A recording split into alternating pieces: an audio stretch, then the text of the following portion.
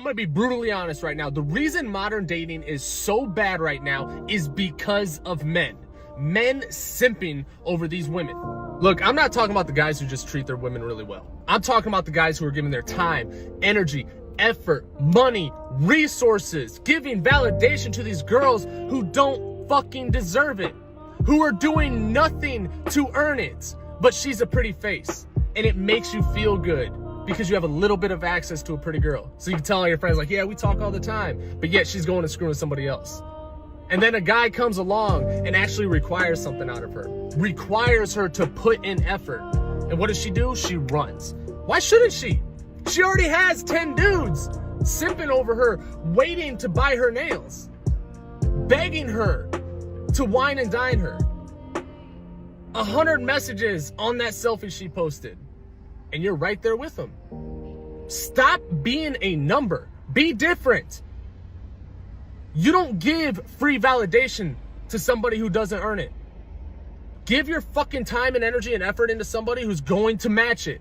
Simple as that. The pace of modern dating rewards immediacy more than depth. Short-term gratification tends to replace long-term investment. Real connection gets buried under noise, filters, and constant stimulation. And when sincerity isn't valued, it quietly disappears from the process. Instagram plays a role in women's egos, and you guys all said yes. Well, guess what? Girls in small towns have Instagram too. They've been messaged by men that are 3, 4, 5 points above them. I mean, realistically speaking, I think that plays a huge role in how women view the world with regular guys. Women just have certain opportunities that opens up situations that makes them not necessarily value other situations that they might come into in real life. Before Instagram, before online dating, it was like, oh man, this guy really approached me with a bouquet of flowers and said I'm attractive. I mean, he's not the most handsome, but that was a really nice gesture. I'll give him a chance. But are you seriously going to give that guy a chance when an MLB player slid in your DMs 2 days prior? Are you seriously going to give that a chance when a guy's offering to pay you $1,000 to go on a date with him? Social media has reshaped how people approach dating, and the impact is hard to ignore.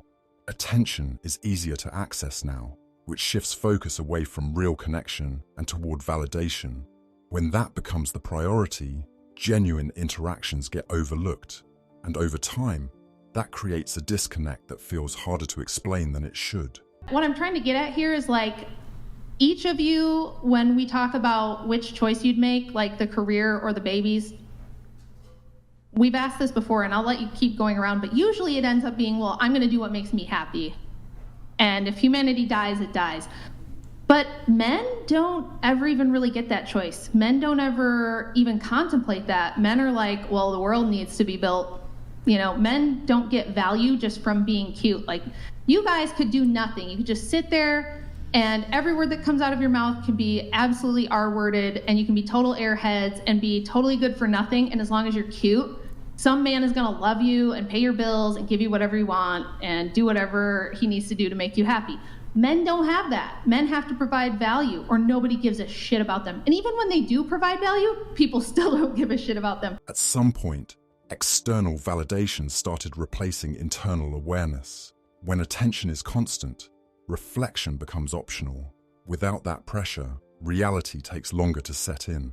And when it finally does, the shift can feel abrupt. What makes modern dating challenging for men? There's a number of things. I think, first of all, what makes modern dating challenging for a lot of men is their over-reliance on dating apps.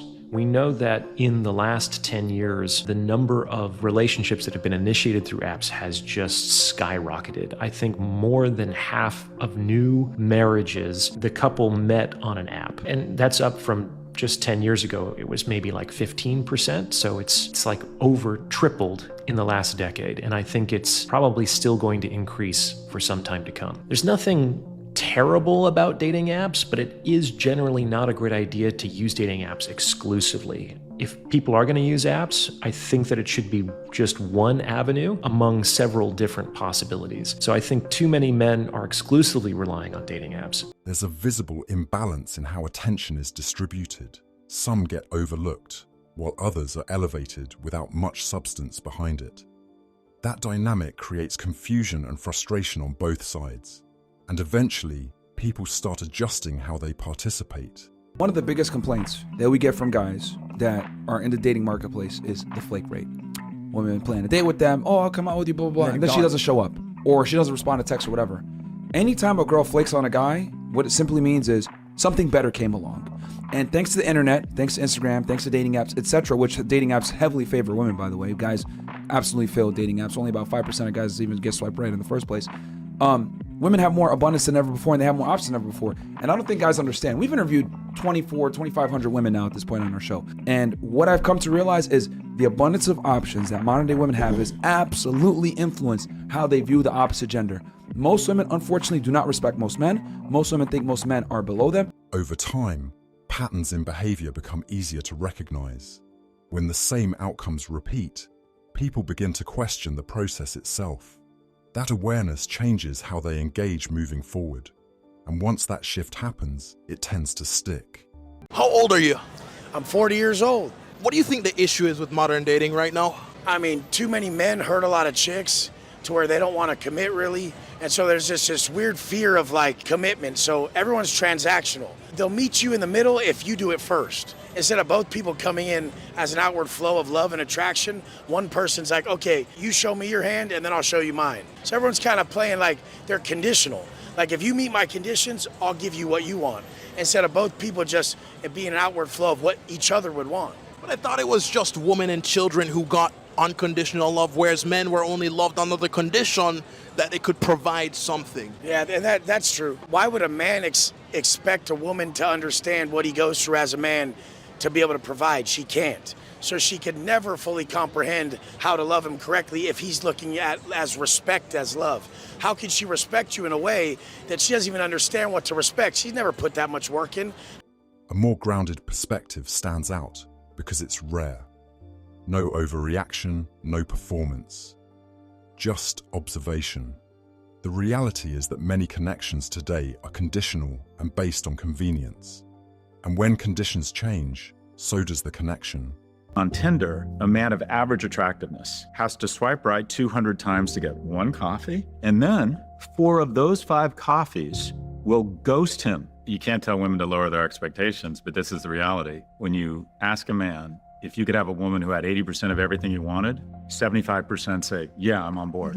When you say to a woman, a man has 80% of what you want, 75% say, that's not enough. What does the media tell a woman to do? He didn't open your door? He's not nice to his parents? You don't need him. You're a strong, independent woman.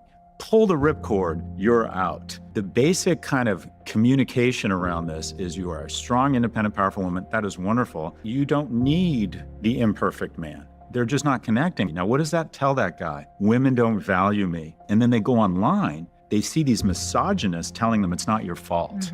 And these men become much more prone to misogynistic content. I worry that we are literally evolving a new species of asexual, asocial male.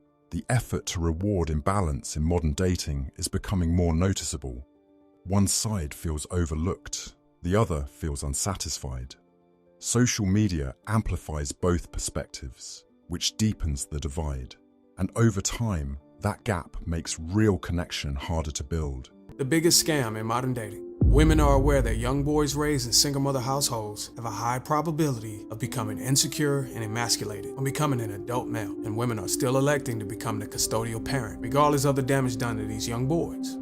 So what happens when these young boys become adults and enter the dating market? Women in the dating market call them weak, with no grace and no consideration that this man was made by the likes of you. They deny him and he gets no chance at dating. Now check this out. Men are aware that young girls raised in single mother household has a high probability of being loose and ultimately becoming single mothers. So what happens when these women enter the dating market with this baggage? Men respond with grace and consideration because they also came from similar situation as these women. They accept her and she still gets her chance at dating. And these men are continuously becoming stepfathers. Women have no grace or compassion for men who come from single mother households. This is the biggest scam in modern dating. See you on the next one. Conversations around men's experiences in dating are still limited. It's not a popular topic, and it's often dismissed. But that doesn't mean it's not happening. Ignoring it just allows the issue to grow quietly in the background. If the message hit, like, comment, and subscribe. Thanks so much for watching, and I'll see you in the next video.